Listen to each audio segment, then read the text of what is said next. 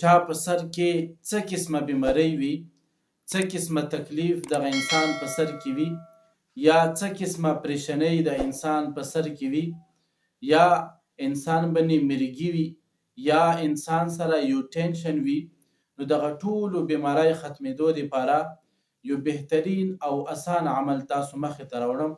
بسم الله الرحمن الرحیم.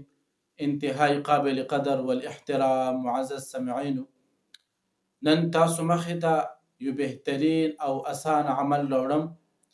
چا په سر کې څه قسمه بیماری وي، څه قسمه تکلیف دغه انسان په سر کې وي، یا څه قسمه پریشانۍ د انسان په سر کې وي، یا انسان باندې مرګي وي، یا انسان سره یو ټینشن وي، نو دغه ټولو بیماری ختمېدو دپاره یو بهترین او اسان عمل تاسو مخې ته راوړم.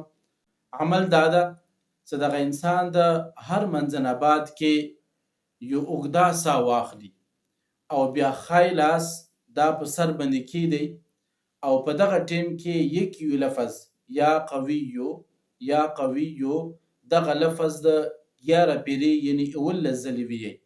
لاس ته هم سر نه کوزي او په دغه ټیم کې د ساه هم نه اخلي، نو دغه یوې ساه کې 11 پیرې یعنی 11 ځلې یا قویو دا ویي او هغه نه بعد په ځان باندې بیا چوف کی.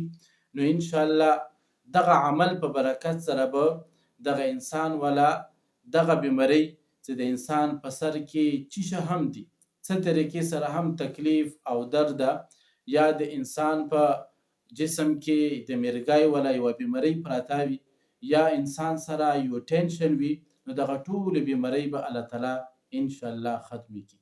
الله تعالی د مو تاسو ته په دې باندې عمل کولو توفیق را نصیب کی. واخر دعوانا ان الحمد لله رب العالمین.